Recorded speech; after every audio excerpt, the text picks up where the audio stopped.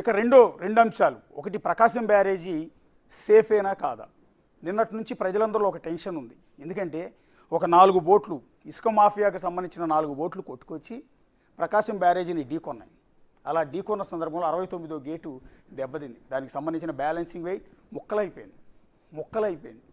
అలాగే మరో 3 బోట్లు వచ్చి వేగంగా 68వ కాన, 67వ కాన, 66వ కాన దగ్గర అక్కడే మకాం వేసుకుని తిష్ట వేసుకుని కూర్చున్నాయి. వీటి వల్ల ఇప్పుడు ఏదైతే బ్యాలెన్సింగ్ వెయిట్ విరిగిపోవటం వల్ల ప్రకాశం బ్యారేజ్కి ఏమైనా ముప్పు ఉందేమోనని నిన్నంతా కూడా టెన్షన్ పడ్డారు. ఒకవేళ ప్రకాశం బ్యారేజ్ దాదాపు 70 ఏళ్ల వయసున్న ప్రకాశం బ్యారేజీకి ఏమైనా జరిగితే బెజవాడ పరిస్థితి ఏంటి అన్న ఆందోళన కూడా నిన్న అందరి ప్రజల్లో కనిపించింది. కానీ రాత్రి ఈ బ్యారేజీ గేట్ ఎక్స్పర్ట్ కన్నయ్య నాయుడు ప్రకాశం బ్యారేజ్కి వచ్చి ఆయన మొత్తం పరిశీలించారు. ఉన్న సిచ్యువేషన్ మొత్తం చూసి బ్యాలెన్సింగ్ వెయిట్ ఏదైతే ఉందో అది దెబ్బతినటం వల్ల ప్రకాశం బ్యారేజ్కి వచ్చిన ముప్పు ఏమీ లేదు. ప్రజలెవరూ కూడా ఆందోళన పడాల్సిన అవసరం లేదు. పర్టికులర్గా బెజవాడ వాసులు నిన్న కంటి మీద కునుకు లేదు. ఎందుకంటే అంత భయంతో ఉండిపోయారు. ఏమైనా జరుగుతుందేమో, ప్రకాశం బ్యారేజ్కి ఏమైనా జరుగుతుందేమో అన్న భయంతో వాళ్ళంతా కూడా ఉక్కిరి బిక్కిరి అయిపోయారు.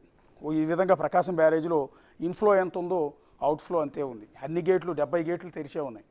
అయినా కూడా ఎగువ నుంచి వస్తున్న వరద, అటు పులిచింతల నుంచి వస్తున్న వరద కావచ్చు, ఇటు మున్నేరు నుంచి వస్తున్న వరద కావచ్చు, టోటల్గా ఇటు తెలంగాణ నుంచి, ఖమ్మం నుంచి వస్తున్న, పాలేరు నుంచి వస్తున్న వరద కావచ్చు, వీటన్నిటితో ఇన్ఫ్లో ఇంకా అంతకంతకు పెరుగుతూనే ఉంది.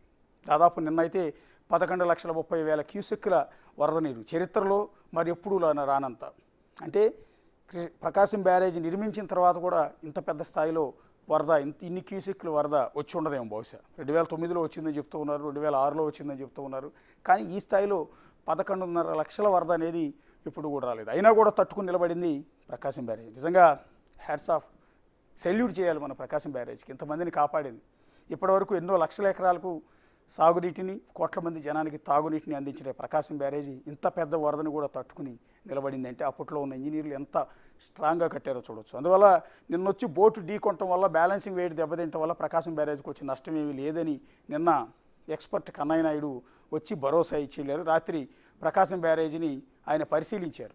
దెబ్బతిన్న గేటుని ఇరిగేషన్ శాఖ మంత్రి నిమ్మల రామానాయుడుతో కలిసి మొత్తం గేటు మొత్తాన్ని కూడా పరిశీలించిన కన్నయ్య నాయుడు ఏం ప్రమాదం లేదు ప్రస్తుతానికైతే, అతి త్వరలోనే బోట్ల తొలగింపు కావచ్చు, ఆ గేటు మరమ్మత్తు కావచ్చు, ఇవన్నీ కూడా చేస్తానని ఆయన చేశారు. బహుశా ఇప్పుడే యాక్షన్లోకి దిగినట్టున్నారు. బహుశా ఇవాళ రేపో ఆ గేట్ ఏదైతే బ్యాలెన్సింగ్ వెయిట్ ఉందో, విరిగిపోయిన బ్యాలెన్సింగ్ వెయిట్ పునర్నిర్మాణం చేసి అక్కడ క్రేన్ సాయంతో ఏర్పాటు చేసి ఆ గేట్కి ఎలాంటి నష్టం జరగకుండా చేసే ఏర్పాట్లు చేస్తున్నారు. రాత్రి వచ్చిన కన్నయ్య నాయుడిని, ఇరిగేషన్ శాఖ మంత్రి నిమ్మల రామానాయుడిని ఒకసారి చూడొచ్చు. వాళ్ళిద్దరూ మాట్లాడుకుంటున్న ఆడియో కూడా మనం ఒకసారి వినొచ్చు. అక్కడ రామానాయుడు అడుగుతూ ఉన్నారు, ఏమైనా ప్రమాదం ఉంటుందా, ఏమైనా ఇబ్బంది ఉంటుందా అని నిమ్మల రామానాయుడు కన్నయ్య నాయుడిని అడిగారు. అడిగిన సందర్భంలో కన్నయ్య నాయుడు చెప్పారు, ప్రమాదం ఏమీ లేదు. సో బోట్లు వచ్చి గుద్దుకుని ఆగాయి, బ్యాలెన్సింగ్ వెయిట్ మాత్రం దెబ్బతింది. సో దానివల్ల ఎలాంటి ఇబ్బంది లేదు అనేది కన్నయ్య నాయుడు అంటున్నమాట. ఒకసారి కన్నయ్య నాయుడు ఏం మాట్లాడారు ఒకసారి చూడండి. అప్పటికి ఎల్లుండికి మన గేట్లు ఎక్కించి ఉంటాయి, అది కూడా తగ్గుతుంది కాబట్టి ఆ పడవలు లాగేసి పని కూడా ఇంక ఎల్లుండి పెట్టుకోవాలండి. ప్రస్తుతానికి ఇబ్బంది ఏమీ లేదు కదండి. ఇప్పుడు మన గేట్ ఇప్పుడు దిగింది, ఇది దిగిపోతాయి. ప్రస్తుతానికి రేపొద్దు లేపాలన్నప్పుడు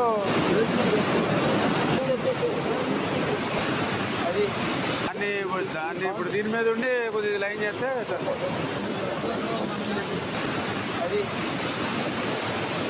అది ఇది 2 ఇంకోటి మొత్తం 3 ఉన్నాయి.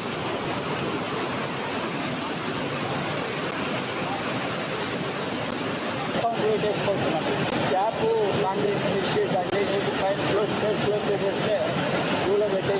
అది మరి తర్వాత ఇంకా పర్మనెంట్గా ఇప్పుడు మీరు కోఆర్డినేట్ చేసుకోండి. అప్పటికి ఎల్లుండికి మన గేట్లు ఎక్కించి ఉంటాయి, అది కూడా తగ్గుతుంది కాబట్టి ఆ పడవలు లాగేసి అది కన్నయ్య నాయుడిని మీరు ఇక్కడ చూస్తూ ఉన్నారు. ప్రకాశం బ్యారేజ్ని పరిశీలించారు, ప్రభుత్వానికి ఒక భరోసా ఇచ్చారు, బెజవాడ ప్రజలందరికీ కూడా ఒక భరోసా ఇచ్చారు. నిన్నటి వరకు టెన్షన్ పడుతున్న ప్రజలందరూ కూడా ఇప్పుడు ఊపిరి పీల్చుకోవచ్చు. ప్రకాశం బ్యారేజ్కి వచ్చిన నష్టం ఏమీ లేదు, ప్రకాశం బ్యారేజ్కి వచ్చిన డ్యామేజ్ కూడా ఏమీ లేదు. అందువల్ల ఏ ప్రమాదం లేదు, ప్రతి ఒక్కళ్ళు కూడా రిలాక్స్ అయిపోవచ్చు. ఎంతటి వరదనైనా తట్టుకునే శక్తి ఈ ప్రకాశం బ్యారేజ్కి ఉంది. ఎంత ఇన్ఫ్లో వచ్చినా, ఎంత ఫ్లోటింగ్ వచ్చినా, ఎన్ని బోట్లు వచ్చి ఢీకొన్నా తట్టుకునే శక్తి ప్రకాశం బ్యారేజ్కి ఉంది. చూడండి ఒకసారి ఫ్లోటింగ్ ఏ విధంగా పోతుందో కూడా మీరు ఒకసారి ప్రకాశం బ్యారేజ్లో దృశ్యాలు మొత్తం కూడా చూడొచ్చు. సో ప్రకాశం బ్యారేజ్కి ఆ గట్టు మీద ఆ పక్క ఈ పక్క, ప్రస్తుతం ప్రకాశం బ్యారేజ్ మీద నుంచి అలౌ చేయట్లేదు అనుకుంటే ఆ పక్క ఈ పక్క నిలబడి చూస్తున్న జనాలకి ఇవే దృశ్యాలు కనిపిస్తుంటాయి. ఒక కృష్ణమ్మ ఉగ్ర రూపాన్ని చాలా ఏళ్ల తర్వాత బెజవాడ వాసులంతా కూడా చూస్తున్నారు. ఆ విధంగా 70 గేట్లు ఎత్తేస్తే వరద నీరంతా కూడా ఆ విధంగా వెళ్తూనే ఉంది. సో నిన్నొచ్చి ఢీకొన్న బోటు వల్ల ఈ ప్రకాశం బ్యారేజ్కి ఎలాంటి డ్యామేజ్ లేదు, ఎలాంటి ఇబ్బంది లేదు. కాబట్టి ప్రజలంతా కూడా ఊపిరి పీల్చుకోవచ్చు. నిన్న బెజవాడికి ఏదో జరిగిపోతుందని కొంత ఆందోళన పడినమాట వాస్తవం. అందరూ ఆందోళన పడ్డారు. మీడియా ప్రతినిధులుగా మేము, అక్కడ చూస్తున్న ప్రజలు, అక్కడ ఉన్న అధికారులు, ప్రతి ఒక్కళ్ళు కూడా, అక్కడ లోకల్గా మాట్లాడిన ఇంజనీర్ సైతం అదే ఆవేదన వ్యక్తం చేశారు, ఆందోళన వ్యక్తం చేశారు, ఏదైనా జరగచ్చు అన్నట్టు. కానీ ఎప్పుడైతే కన్నయ్య నాయుడు వచ్చి భరోసా ఇచ్చిన తర్వాత ఇప్పుడు అందరూ కూడా ఊపిరి పీల్చుకుంటున్నారు. అధికార యంత్రాంగం కూడా కొంత టెన్షన్ పడింది. ఎందుకంటే స్వయంగా సీఎం చంద్రబాబు నాయుడు సైతం నిన్న వచ్చి ప్రకాశం బ్యారేజ్ని, దెబ్బతిన్న గేటుని, అక్కడ చిక్కుకున్న బోట్లని అన్నింటినీ కూడా పరిశీలించి అధికారులందరితో కూడా మాట్లాడే ప్రయత్నం చేశారు. కన్నయ్య నాయుడు హైదరాబాద్లో ఉన్న కన్నయ్య నాయుడుతో దాదాపు 3 సార్లు స్వయంగా చంద్రబాబు నాయుడు ఫోన్ చేసి మరి అడిగారు ఏమవుతుంది ప్రకాశం బ్యారేజ్కి, నిలబడి తట్టుకుంటుందా లేదా అని. వచ్చి ఏదో ఒకటి చేయండి అన్నారు. ఇమీడియట్గా కన్నయ్య నాయుడు అక్కడికి వెళ్ళి మొత్తం పరిశీలించి ఏం పర్వాలేదు, ఇబ్బంది ఏం లేదు, ఒక బ్యాలెన్సింగ్ వెయిట్ దెబ్బతిన్నంత మాత్రం ప్రకాశం బ్యారేజ్కి వచ్చిన డోకా ఏం లేదని భరోసా ఇచ్చిన తర్వాత అధికార యంత్రాంగం మొత్తం సీఎం చంద్రబాబు నాయుడుతో సహా ప్రతి ఒక్కళ్ళు కూడా ఊపిరి పీల్చుకున్న పరిస్థితి కనిపిస్తుంది. ప్రస్తుతం ప్రకాశం బ్యారేజ్ మీదకి వెళ్దాం. ప్రకాశం బ్యారేజ్ మీద ప్రస్తుతం మా కొలీగ్ శివ ఉన్నారు. నిన్న బోట్లు వచ్చి చిక్కుకున్న సందర్భం నుంచి ఈ నిమిషం వరకు ప్రతి మినిట్ టు మినిట్ శివ మనకు అప్పచెప్తూనే ఉన్నారు, ఎప్పటికప్పుడు సమాచారం ఇస్తూనే ఉన్నారు. Shiva, as of now situation ఏంటి? కన్నయ్య నాయుడు రాకముందు, కన్నయ్య నాయుడు వచ్చిన తర్వాత పరిస్థితి ఏంటి? నిన్న అడ్డుపడిన బోట్ల పరిస్థితి ఏంటి? అశోక్, మొత్తం మీద చూసుకుంటే కన్నం నాయుడు రాకముందు ఏదైతే నిన్న సాయంకాలం 8 గంటల వరకు కూడా ఇటు రాష్ట్ర ప్రజలతో పాటు విజయవాడ, కృష్ణా, గుంటూరు 2 జిల్లాల ప్రజల్లో ఒక రకమైన భయం, ఆందోళన పూర్తి స్థాయిలో, అది ఏ స్థాయిలో అంటే ఏమి జరుగుతుందో అనే భయం వారిలో నెలకొనుంది. ఎప్పుడైతే కన్నయ్య నాయుడు స్వయంగా వచ్చి గేటుని పరిశీలించి వెళ్ళాడో, పరిశీలించిన తర్వాత అక్కడే ఆయన స్వయంగా మాట్లాడుతూ కూడా ప్రస్తుతం ప్రాజెక్టుకు సంబంధించి ఎటువంటి డోకా లేదు, ఎటువంటి ఇబ్బంది లేదు అని చెప్పి కూడా ఆయన క్లారిటీగా ఇవ్వడం జరిగింది. అలాగే ఒక బ్యాలెన్సింగ్ వెయిట్, అలాగే ఒక బీముకి ఇబ్బంది వచ్చినంత మాత్రాన వచ్చే నష్టం, ప్రమాదం ఏం లేదు, ఇంకా ఎక్కువగా ఇన్ఫ్లో వచ్చిన నష్టం లేదనే సందేశాన్ని ఆయన క్లియర్ కట్గా ఇవ్వడం జరిగింది. ఆయనతో మాట్లాడే ప్రయత్నం కూడా ముఖ్యమంత్రి 2 సార్లు కూడా ఆయనతో మాట్లాడే ప్రయత్నం చేశారు. సో ఆ ప్రయత్నంలో కూడా అనేక అంశాలకు సంబంధించి చర్చకు కూడా రావడం జరిగింది. ఇక సెకండ్ విషయానికి వస్తే, దేశ చరిత్రలో ఒక ప్రకాశం బ్యారేజీకి సంబంధించి, అంటే ఆంధ్రప్రదేశ్ చరిత్రలో కానీ, లేకపోతే ప్రకాశం బ్యారేజీ కట్టక ముందు కానీ, కట్టిన తర్వాత కానీ, నిన్న దాదాపుగా 11,47,000 క్యూసెక్ల నీరు ఇన్ఫ్లో, అంటే పై రాష్ట్రాల నుంచి, అటు తెలంగాణ నుంచి కావచ్చు, ఇటు పోలవరం ప్రాజెక్ట్ నుంచి కావచ్చు, అటు శ్రీశైలం నాగార్జున సాగరు, అటు శ్రీశైలం పులిచింతల ప్రాజెక్ట్ నుంచి కావచ్చు. సో ఇట్లా అన్ని రకాల వాటరు, అలాగే వర్షపు నీరు, ఈ వర్షపు నీరు మొత్తాన్ని కావచ్చు, అంతా వర్షపు నీరు చేరుకున్నప్పటికీ దాదాపుగా 11,47,000 క్యూసెక్ల నీటిని దిగువ ప్రాంతానికి నిన్న విడుదల చేశారు. అదే స్థాయిలో అవుట్ఫ్లో కూడా వెళ్ళిపోయిన పరిస్థితి. సో దానివల్ల ఎప్పుడూ లేని వాటర్ దిగింది. 2011లో 9లో ఒకసారి వచ్చింది, అంతకుముందు మరొకసారి వచ్చినప్పుడు కూడా ఈ స్థాయిలో ఇన్ఫ్లో వాటర్ వచ్చిన దాఖలాలు లేవు, అవుట్ఫ్లో కూడా లేదు. కానీ నిన్న మధ్యాహ్నం 3 గంటల దగ్గర నుంచి క్రమేపీ వాటర్ అంతా కూడా డౌన్ఫాల్ అవుతూ వచ్చింది. తాజాగా చూసుకుంటే 11,47,000 క్యూసెక్కులకి టాప్గా చేరుకున్న ప్రకాశం బ్యారేజ్ ఇన్ఫ్లో ఈరోజు ఇప్పటికి యాజ్ ఆఫ్ నో 9,17,000 వరకు చేరుకుంది. ఇన్ఫ్లో అదే స్థాయిలో ఉంది, అవుట్ఫ్లో కూడా అదే స్థాయిలో కొనసాగుతూ ఉంది. మధ్యాహ్నానికి ఇంకా తగ్గుతుందని చెప్పి కూడా అధికారులు అంచనా వేయడం జరిగింది. ఇక మనం బోట్ల విషయానికి వస్తే, ఏదైతే నిన్న 69వ గేటు వద్ద జరిగిన విషయాన్ని మనం విజువల్స్లో కూడా చూసుకోవచ్చు. యాజ్ డీస్గా అలాగే ఉంది. అయితే మొత్తం 4 బోట్లు నిన్న వేగంగా కొట్టుకొని రావడం జరిగింది. మొత్తం 3 బోట్లు మాత్రమే ఇక్కడ ఉన్నాయి. ఒక బోటు మాత్రం నిన్న అర్ధరాత్రి, రాత్రి సమయంలో కూడా 2గా విడిపోయి దిగువ ప్రాంతానికి, అంటే అటు వారధి వైపు దిగువ ప్రాంతానికి వెళ్ళిపోయిన పరిస్థితి కనిపించింది. ఏదైతే ఒక గేటు యాజ్ డీస్గా అలాగే ఉంది. ఇక రెండోది 67, 66 వద్ద మరొక బోటు ఉంది, అలాగే 65 వద్ద మరొక బోటు. మొత్తం ఒక్కొక్క గేటు వద్ద ఒక్కొక్క బోటు యాజ్ డీస్గా అలాగే ఉన్నాయి. ఇది మనం రెండో గేటు చూసుకోవచ్చు. 67, 66 మధ్యలో కూడా ఈ బోటు, చాలా పెద్ద బోటు కూడా ఇక్కడ అదే రకంగా ఉంది. ఏదైతే ఢీకొన్న దగ్గర ఒక బోటు ఉంది, అలాగే పక్కన మరొక బోటు యాజ్ డీస్గా ఉన్న పరిస్థితి కనిపించింది. అలాగే మరొక బోటుకు సంబంధించి దాదాపుగా కిందకి దిగువ ప్రాంతానికి పూర్తి స్థాయిలో కూడా లోపలికి వెళ్ళిపోయిన పరిస్థితి కనిపించింది. కొంచెం మాత్రమే ఆ బోటు కూడా ఇక్కడి నుంచి దాదాపుగా దిగువ ప్రాంతానికి వెళ్ళిపోయే పరిస్థితి కనిపిస్తూ ఉంది. అది కూడా 67, 66కు సంబంధించి కూడా కనిపిస్తూ ఉంది. కానీ చాలా చిన్న బోటు, కానీ మనం కెమెరాలో కూడా చూపించే ప్రయత్నం చేయొచ్చు. ఏదైతే పిల్లర్కి సంబంధించి చాలా కొంచెం మాత్రమే దానికి సంబంధించిన చివరి ఆనవాళ్ళు సంబంధించి మాత్రమే కొన్ని ఐరన్ రాడ్స్ మాత్రమే, అంటే ఆ బోటుకు సంబంధించి కొంత చివరి పార్ట్ మాత్రమే కనిపిస్తుంది. అది కూడా దిగువ ప్రాంతానికి వెళ్ళిపోయేందుకు కొంత జరుగుతుంది. కానీ వాటర్ ఇన్ఫ్లో కొద్దిగా తగ్గడంతో కూడా బ్రేక్ అయినట్లు తెలుస్తుంది. మరొకసారి వాటర్ ఇన్ఫ్లో కనుక పెరిగితే ఆ గేటు కూడా దిగువ ప్రాంతానికి వెళ్ళిపోయే అవకాశం ఉంది. ఇవన్నీ కూడా ఇసుక బోట్లు, వీటన్నిటిని కూడా ఇసుకని రవాణా చేసేందుకు వినియోగించారు. నిన్న ఎవరైతే చీఫ్ ఇంజనీర్తో మనం బిగ్ టీవీ ఎక్స్క్లూజివ్గా మాట్లాడిన సమయంలో కూడా ఆయన చెప్పాడు, లైలాన్ దారాలతో వీటిని కట్టారు. ఆ విధంగా కట్టడం మూలంగానే సేఫ్టీ లేకుండా వెంటనే వచ్చిన ఫ్లోటింగ్కి దిగువ ప్రాంతానికి కొట్టుకొని రావడం జరిగింది. ఇది పూర్తిగా వారి నిర్లక్ష్యమే. ఎక్కడైనా సరే బోట్లు ఈ స్థాయిలో వాటర్ వచ్చినప్పుడు లైలాన్ తాళ్లతో ఎందుకు కడతారు? వీటికి ఖచ్చితంగా చాలా చైన్లు పకడ్బందీగా చేయాల్సిన పరిస్థితి ఉంటుంది. కానీ ఒకవైపు వర్షాలు వస్తాయని తెలిసినా కానీ ఎందుకు ఈ రకంగా వ్యవహరించారో తెలియదు. ఇది ఖచ్చితంగా వారి తప్పిదమే.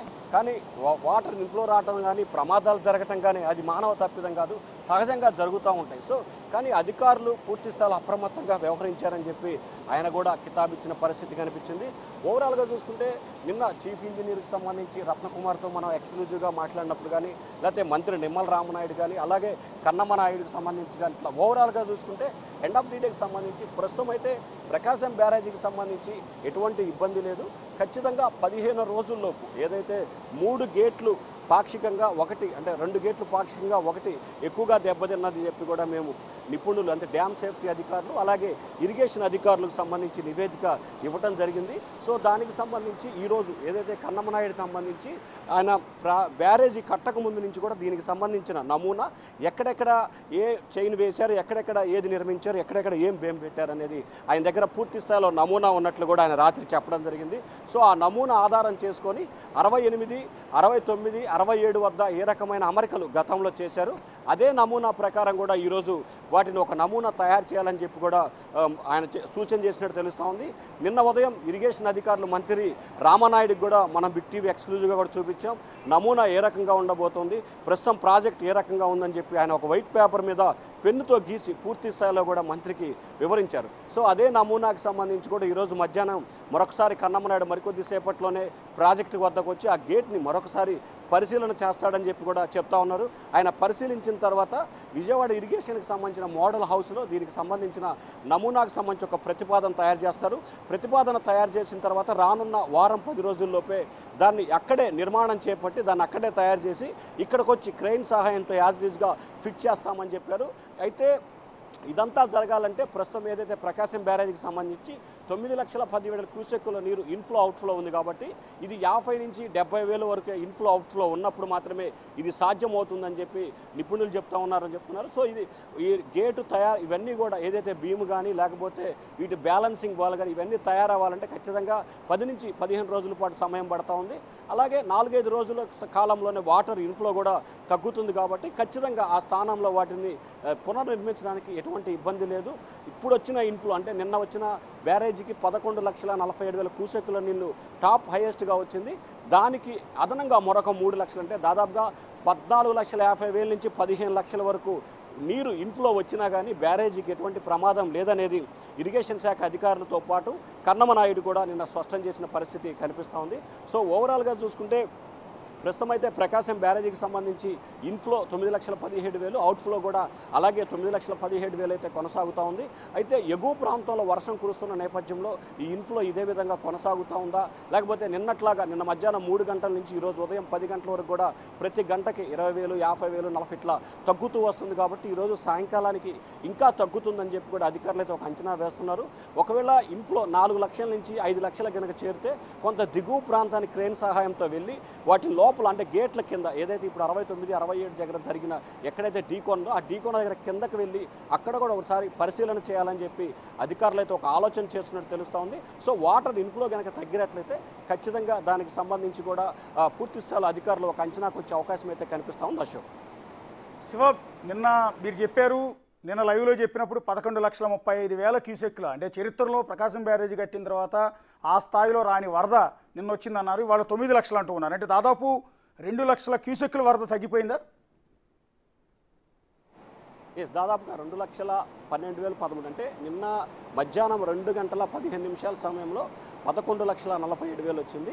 ఆ తర్వాత నిన్న ఉదయం 12-11:30 సమయంలో 11,30,000. ఆ తర్వాత ఒక్కసారిగా 17,000 పెరిగిన తర్వాత మధ్యాహ్నం 3 గంటల సమయానికి వచ్చేసరికల్లా 11,12,000 వచ్చింది. ఆ తర్వాత ప్రతి గంటకి రాత్రి వచ్చేసరికల్లా రాత్రి 11 గంటల సమయానికి సంబంధించి 10,20,000 వచ్చింది.